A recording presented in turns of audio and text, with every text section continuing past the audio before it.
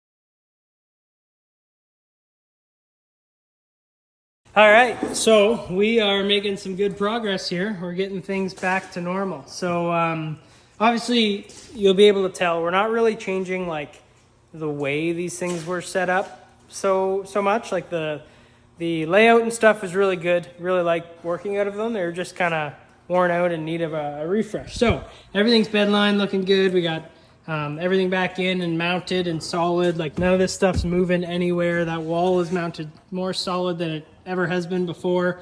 Right now we're putting all our old equipment back in, but we have upgrades that we're gonna start putting in here too. Yeah, we're just finishing. So yeah, even these things are all like mounted really solid and not going anywhere. Everything's looking really, really good. So I gotta run to the hardware store. I need to mount. We have like a little flap that covers this hole on a hinge, and I want to replace the hinge and the handle that we used for those. I used steel the first time, and it rusts because it gets wet with water. So I'm gonna try to find an aluminum hinge and aluminum handle, so that won't happen again. And then yeah, we need bolts in here for this guy. So the air compressor here sits on top of this table, and I want to mount it better, and so I'm actually going to use the bolt that goes in here. There's a nice rubber piece on the bottom, and so we're going to set it up there on the rubber. We'll have the bolt come through a hole in the table, up into the rubber, and then into this piece, so that it's mounted solid, but also still has rubber under it so that it's like isolated, doesn't squeak. That's another thing we want to fix, is that driving down the road, you go over bumps and stuff, there's a lot of squeaks and stuff just from different things rubbing on the side of the van or whatever, and moving around a bit when you hit a bump, because like I've said a bunch of times, I didn't build this as high quality as we are now, because it's 3 years later. You learn from the first time you do it, you get better every time. And so, yeah, we're just doing every little thing right and making it as good as we can possibly make it. So I'm gonna run to the hardware store, come back, we'll finish this up, and then, yeah, show you what it looks like. All right, so it's been quite a while, probably about a month since I filmed that last clip. And what happened was, I ran into a couple snags that day. We were filming the video, so we didn't finish putting the van back together, so I didn't finish the video. Came in on the weekend, finished putting the van back together, got all three back together, didn't film any of it. And then ever since then, we have just been swamped with work. It's been an incredibly mild winter. Today is March 12th. It is, I have the door open, and it is 16 degrees. But I'll put some pictures up here. We were washing cars outside in February, which is just crazy. Not every day, obviously, but it's just been a mild winter. And so we have stayed incredibly busy, which is awesome.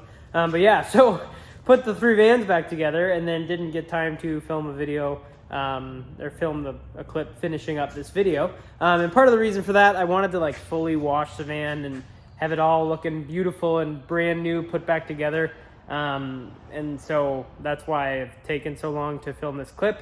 And as you'll see, obviously, it's not clean and perfect and put back together. I'm gonna turn my heater off. It just kicked on, but we don't need that.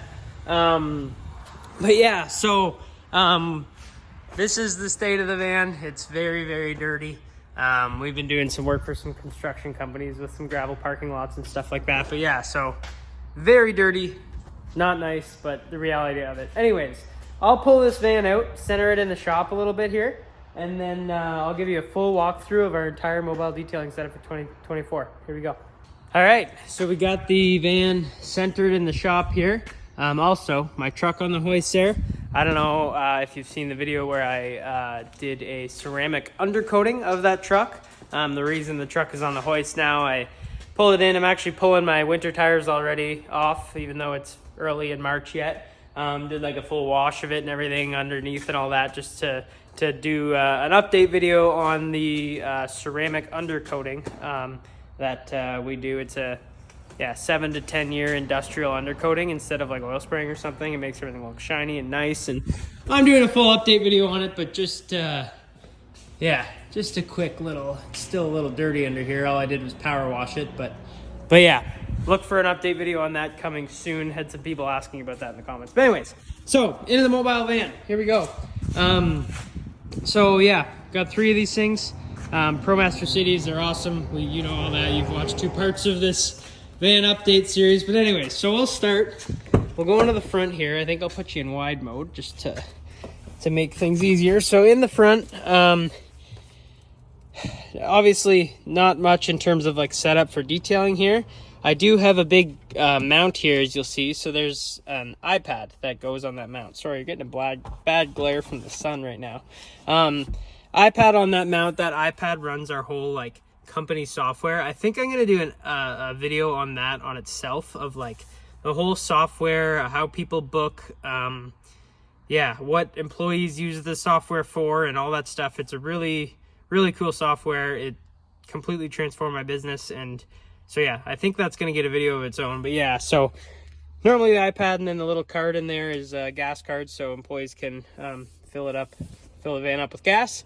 Other than that, not a whole lot in the front. Business cards, because you need business cards. But anyways, so we will start on the passenger side.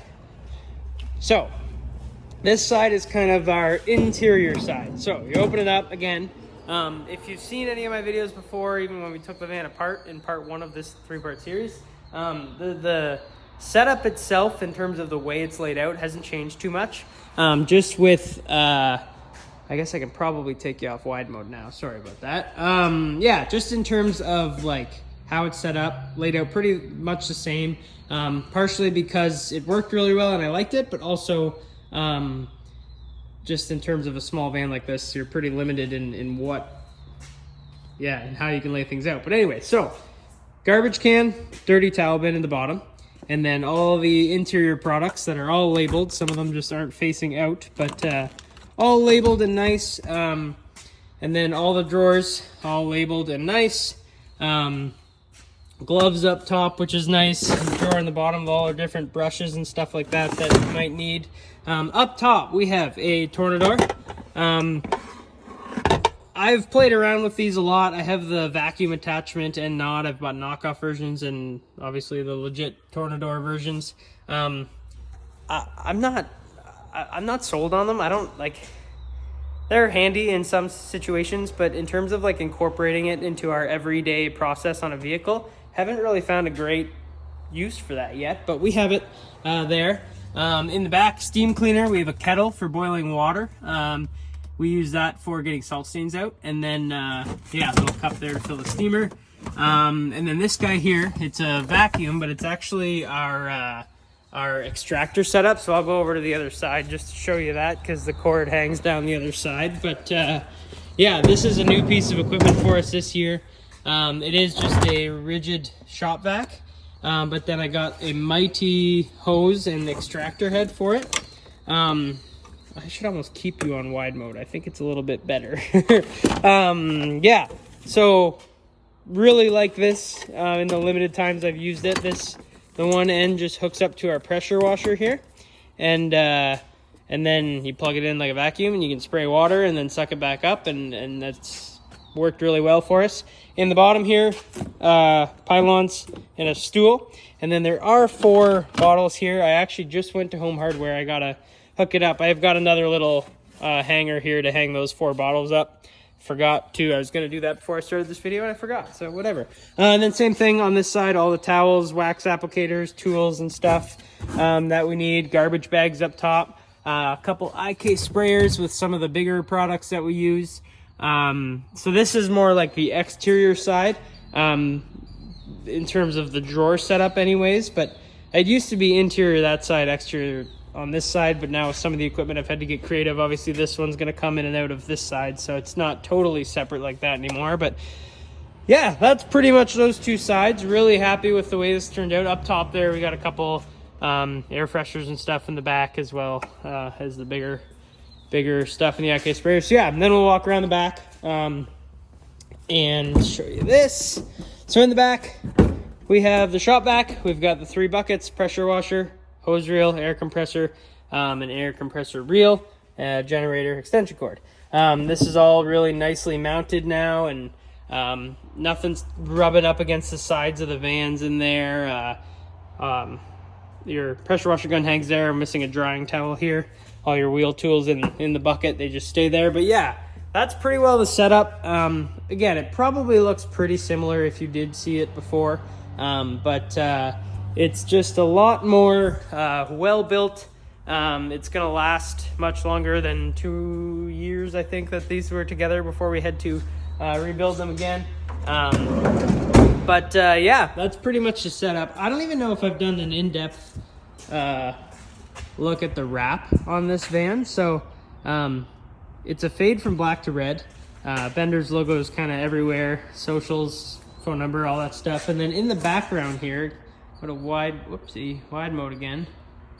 That road map in the background is actually like our service area, pretty much, our region that we're in, which is kind of cool. So like if I go down here on the road map, our shop is right on this corner here. That's pretty much our shop. So yeah, that's a cool detail that I put in on the wraps I really like. But yeah, that is the setup. So any questions, I can do a more in-depth video on like pieces of equipment or whatever. I might do one on that extractor, because I've seen variations of it, but I changed it a bit on what I did, and I really like it. So I could do an in-depth video on that. But yeah, other than that, that is the setup. So thank you very much for watching. Let me know in the comments what you'd like to see more of in terms of going into detail and stuff in the vans. Yeah, look for the video on the truck, on the undercoating, and then yeah, if you guys are interested in like a software video, some equipment in-depth stuff, I'd love to hear what you guys want to see. So thanks very much for watching. Like and subscribe. Catch you in the next one.